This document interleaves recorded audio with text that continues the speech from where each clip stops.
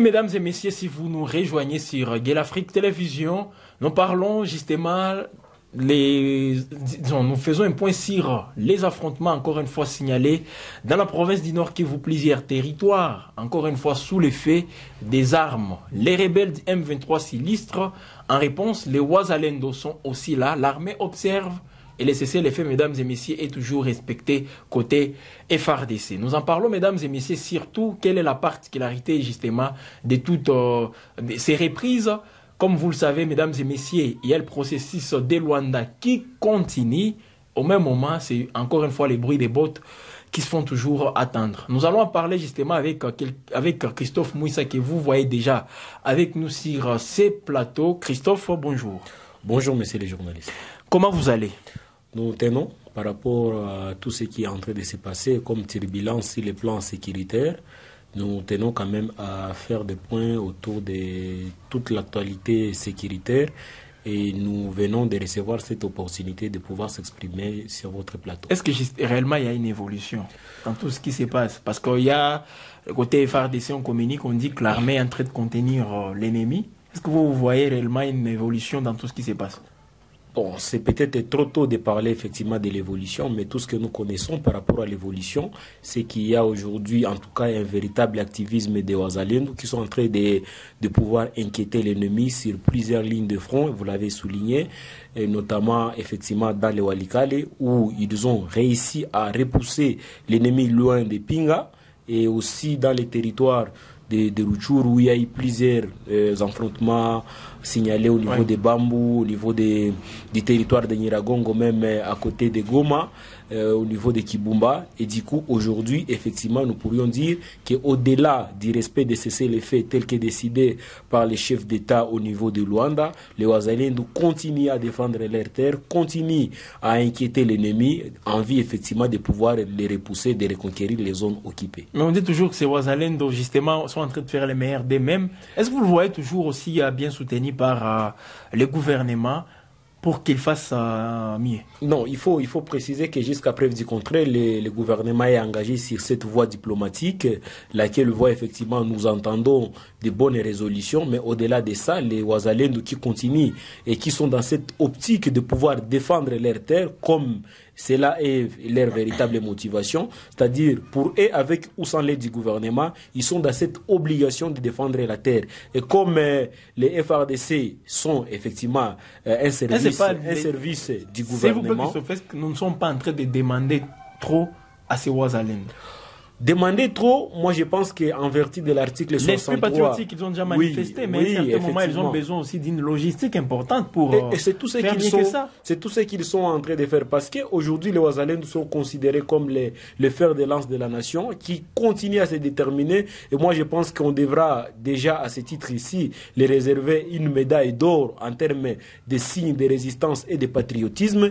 Et pour ces cas-là, nous recommandons effectivement au FARDC de pouvoir les appuyer avec les moyens logistiques surtout parce qu'ils n'ont pas besoin de beaucoup de choses et effectivement les réserver pour ceux qui tombent sur les champs d'honneur, les réserver tous les honneurs funéraires dignes des héros et pour d'autres cas, nous pensons que nous sommes en train de nous acheminer petit à petit vers la victoire et cette victoire, moi je pense qu'elle pourra être beaucoup plus attribué à la fois aux Wazalendo et à la fois au FARDC. Parce que nous ne faisons plus foi au processus de négociation qui, effectivement, avait décidé qu'il y ait des cessez-les-feux, mais lesquels cessez-les-feux sont à plusieurs fois violés par les ennemis, les Rwandais.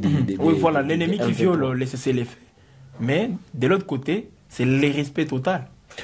Oui, parce que l'ennemi, c'est les terroristes. Lui, il agit sans foi ni loi, tandis que nous sommes en face d'un gouvernement responsable, effectivement, qui tient à ses engagements. Mais au-delà de ça, moi, je pense que la patience a également des limites. Le gouvernement ne peut pas continuer naïvement à respecter ces cessez-les-feux et voir ses fils continuer à être terrorisés, martyrisés, respecter les cessez-les-feux au même moment qu'il est en train de voir comment est-ce qu'on est en train d'exploiter systématiquement ses ressources, voir l'impunité qui règne devant ces atrocités qu'il y a dans des camps de déplacés avec nos compatriotes. Moi, je pense qu'à un certain moment, cette patience va atteindre son bout et le gouvernement arrivera à déclencher officiellement les offensives et est-ce qu'il y a tous les engagements parce qu'il n'y a pas de signaux qui promettent, il n'y a pas de signaux qui aspirent parce que dans ce troisième processus de Luanda, on a déjà enregistré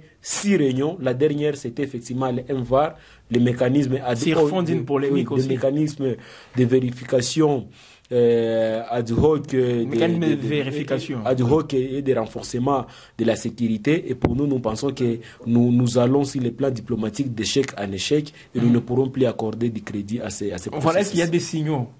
Pour vous, personnellement, vous voyez le gouvernement rompre indirectement ou directement avec tout ce qui s'est fait à Luanda et s'est focalisé sur les processus militaires? Est-ce qu'il y a des signaux? Vous voyez le gouvernement nous manifester même ces gestes-là, de décider ainsi?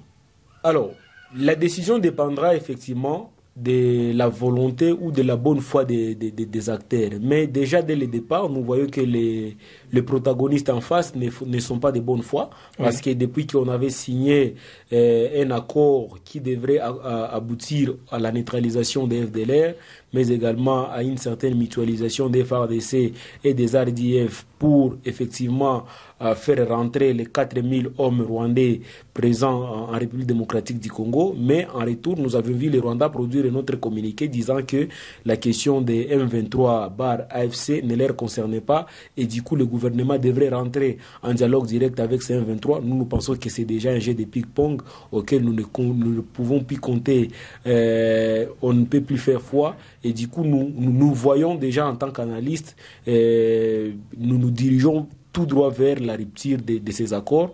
Et cela fait partie également de la diplomatie, la violation des accords. Lorsque les intérêts ne sont pas vraiment bien répartis, ça arrive le plus souvent et c'est ce que les M23 fait.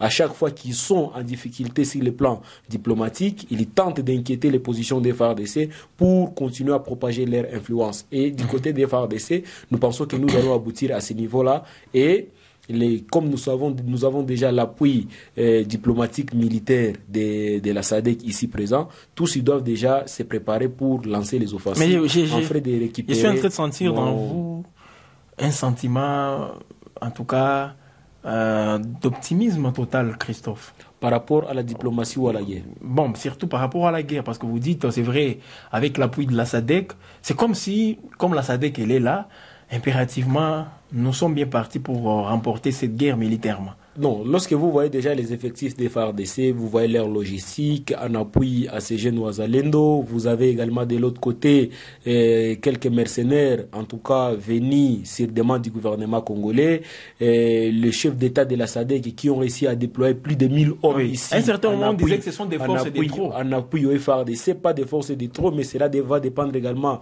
des stratégies de mise en commun pour voir comment est-ce que, qui pourrait jouer quel rôle dans ces offensives. Et du coup, l'effet déjà de décrocher l'ensemble de tous ces soutiens-là prouve à suffisance qu'aujourd'hui, si nous mettons sur la voie militaire, nous avons la possibilité de gagner cette guerre dans un bref délai. C'est pas une cacophonie dans laquelle nous sommes en train comme nous ne pouvons pas Comme nous ne pouvons pas faire les cumuls de toutes les démarches au même moment, le gouvernement a bien bon choisi de faire d'abord le processus diplomatique. Et si c'est là effectivement, et c'est de là que nous allons... Mais on peut se battre tout en discutant. Je ne suis pas, en tout cas... prophète des malheurs, mais nous allons vraiment aboutir à une rupture parce que connaissant déjà la manière dont les Rwandais agissent, nous savons qu'ils ne vont pas respecter tout ce qui pourrait être décidé. Cela me rappelle les décisions qui avaient été prises depuis la réunion du 25 novembre 2022 où on avait recommandé au M23 de se retirer dans leurs anciennes positions de Sabinho et de Runyoni en vue effectivement de déclencher le processus de démobilisation pour certains et de réintégration dans l'armée pour les autres, ceux qui n'avaient pas ceux qui ne sont pas figurés sur la liste noire de la RDC. Non, c'est sous ce même régime. C'est sous ce même régime. Mais aussi aussi, à Bujumbura, il y avait une autre décision qui était en sortie avec le ministre de l'intégration régionale, le ministre honoraire Moussa Nyamwisi, où on avait décidé qu'il y ait le précantonnement au niveau de Rumangabo et le cantonnement qui devrait se faire au niveau de Kindu. Tout cela, les M23 n'a pas respecté. Et comme ils ont un paré aussi orgueillé le Rwanda, ils ont accepté que leurs troupes se retrouvent en République démocratique du Congo sans aucune invitation, sans aucun appel, sans pour autant savoir les véritables motifs de leur présence en RDC. Et du coup, nos autorités devraient se limiter à ce point-là, qu'on admet d'abord que c'est une agression, vu que le Rwanda est entré 4000 hommes ou plus, sans aucune autorisation, sans aucune coopération quelconque, bilatérale ou multilatérale. Et malheureusement, le Rwanda est venu encore présenter le plan de neutralisation des FDLR, ce qui a semé une certaine confusion dans les têtes des Congolais. Et aussi, au retour de là, bien que le gouvernement a aussi manifesté la bonne foi, vous avez suivi que le Rwanda a encore avancé la question d'un dialogue direct entre le gouvernement et le M23. Alors que pour nous, nous savons que le M23 n'existe pas. Ce sont juste des marionnettes et les supplétifs. C'est pas quand même une révélation. Tout le monde savait, en entamant directement toutes ces discussions au niveau de Rwanda, on savait que c'est le Rwanda. Il s'illustre toujours par une hypocrisie à outrance. Il peut créer des diversions, venir avec des motifs non fondés, on savait tout ça. Alors, quand on obtient ces résultats, est-ce que ça peut se prendre quelqu'un? Non, moi je l'ai toujours dit que la force de la diplomatie. Soit le gouvernement n'a pas aussi été très clairvoyant en se basant sur toutes ces réalités. Ça aussi c'est un point très important. Parce que la crise qui se voit entre la RDC et le Rwanda, moi je pense qu'à un certain moment, elle a des causes un peu plus profondes. Et dès lors qu'on n'arrivera pas à toucher les véritables causes de cette guerre, tout ce que nous serons en train de faire ne seront que des superficiels. Parce que, par exemple, nous avec le Rwanda, nous nous retrouvons aujourd'hui dans ce qu'on appelle les Eastern Africa Community. Lorsque vous lisez l'article 5 de la charte de l'EAC, à son alinéa 3.f, c'est dit clairement que les États membres s'engagent à maintenir la paix, la sécurité et la cohabitation entre les États. Et nous y sommes avec le Rwanda. Comment fait aujourd'hui, si on peut dire, d'un tribunal arbitral entre ces États-là, qu'est-ce qu'ils font ou qu'est-ce qu'ils attendent pour condamner et sanctionner les Rwandais, vu qu'il a reconnu que ces troupes se retrouvent en RDC. En 2013, nous avions signé les accords cadres de Nairobi, qui a ressorti les engagements de la communauté internationale, de la RDC et de pays membres. C'était dans le cadre de la CIRGL. Et dans ces engagements, il est clairement dit qu'aucun pays ne peut regorger les rebelles ou les services de base arrière pour attaquer un autre pays. Et aujourd'hui, le Congo est victime d'une agression. Mais les Rwandais sont aussi victimes pour nous, je pense que nos autorités, en réalité, doivent aller avec tous ces soubassements pour prouver que le Rwanda est de mauvaise foi. Si on peut revenir sur la question des FDLR, aujourd'hui, est-ce que les FDLR constituent une véritable menace pour le Rwanda? Pour Kagame, indirectement, on dirait oui, mais cela ne justifie pas l'entrée directement du Rwanda pour venir attaquer ces soi-disant FDLR. Il fallait coopérer avec le gouvernement congolais pour harmoniser une certaine neutralisation. Mais cela ne peut pas être justifié par une agression directe. Vous voyez? Donc, pour le Rwanda, et comme ils en ont l'habitude depuis la période de AFDL, ils ont plusieurs autres revendications au-delà de tout ce qu'ils brandissent aux yeux de la communauté internationale et des médias. La question des FDLR, la question des discriminations des Tutsis. Il faut qu'on aborde des questions de fond pour savoir réellement que cherche les Rwandais. Et nous pensons que les causes sont plus lointaines. J'ai une question de fond. Des questions liées à la terre, des questions liées à l'identité, des questions liées à l'exploitation systématique des minéraux. Une question de fond. Selon vous, en suivant tout ce qui se passe, l'armée qui insiste en respectant toujours les cessez-le-feu, les gouvernements, il y a des propositions. Vous-même, à maintes reprises, vous êtes revenu sur cette question, qu'on se focalise beaucoup plus sur le front militaire, ce qui n'a jamais été fait. Donc, il n'y a pas de réponse favorable à ces demandes. Alors, cette attitude du gouvernement, votre manière de l'analyser, on peut dire aujourd'hui, donc, à qui profite justement cette guerre? Au-delà de ces acteurs extérieurs, à l'interne. Ne pensez-vous pas qu'il y a des gens qui sont en train de tirer de profit. Pour vous répondre techniquement, il faut dire que j'ai suivi même certains membres du gouvernement qui vous disent que nous voulons amener le Rwanda jusqu'à son bout. Ça, ce sont leurs dires. Mais je l'ai dit ici que ce processus a commencé depuis 2022. Et toute cette durée, si le Rwanda est en train de tirer des choses à longueur, c'est parce que le Rwanda n'est pas touché directement par la guerre. C'est-à-dire pour eux, ils ont tout intérêt que même ces dialogues durent 10 ans. Et moi, je considère ce qui est en train de se faire à Luanda comme le processus de fiançailles. Vous savez, on peut faire 5 à 10 ans de fiançailles, mais vous n'aboutirez pas par un mariage. Oui. Et c'est tout ce qui est en train de se passer. Vu déjà que le Rwanda est de mauvaise foi, nous faisons ces histoires avec beaucoup d'hypocrisie, et nos autorités connaissent cela que le Rwanda ne va pas lâcher, mais on continue toujours à se côtoyer. Et du coup, comme je le disais, c'est comme un processus de fiançailles qui n'est pas conditionné à aboutir par un mariage. Et même si le mariage pourrait avoir lieu, c'est un mariage qui sera fondé sur les mensonges, sur l'hypocrisie, et qui n'aura pas effectivement les garanties d'une longévité de vivre dans un couple. Et nous, en tant que des Congolais, nous l'avions prévenu auprès de notre gouvernement. Sans pour autant être écoutés. Bon, nous pensons que nous sommes écoutés. Parce que le fait déjà d'amener le Rwanda vers l'acceptation de son agression, bien que le facilitateur ne veut pas reconnaître que c'est une agression, alors que le Rwanda avoue qu'il est sur les sols congolais sans aucune invitation, ça prouve à suffisance que nos autorités connaissent déjà ce qu'ils sont en train de faire. C'est ça un tout petit peu. Maintenant, comme ils connaissent les techniques de l'ennemi, ils connaissent sa manière de se victimiser, ils connaissent presque tout. Mais on a toujours dit, si vous voulez avoir des résultats contraires, il faut appliquer des méthodes qui n'ont jamais été appliquées. Ces histoires de dialogue, d'intégration, de mixage, brassage, accord, amnistie, nous les avions déjà connus. Ces pays, nous avons réussi à amnistier des gens qui avaient des nationalités douteuses. Mais ils ont encore refait surface pour nous faire la guerre. Et comme nous comprenons déjà tout cela, et c'est de là que je me dis, si cette guerre n'est pas une manipulation politique en interne, alors ça serait autre chose, où les autorités ne sont plus capables aujourd'hui de prendre des décisions vis-à-vis du Rwanda et qu'on éternise cette question pour justifier cela comme un fond de propagande politique ou un fond de commerce pour les uns, vu que les intérêts aujourd'hui semblent déjà être bien répartis. On laisse les peuples endormis. Oui, on laisse les peuples endormis, on les trompe avec des discours démagogiques, avec quelques petites condamnations verbales, et du coup la situation reste stable. Parce que déjà plus de 3 ans, et ça je l'avais dit dans une de vos émissions ici, le fait de laisser longtemps l'ennemi occuper nos territoires, il est en train de renforcer sa coopération avec nos compatriotes, il est en train d'accroître sa légitimité, il est en train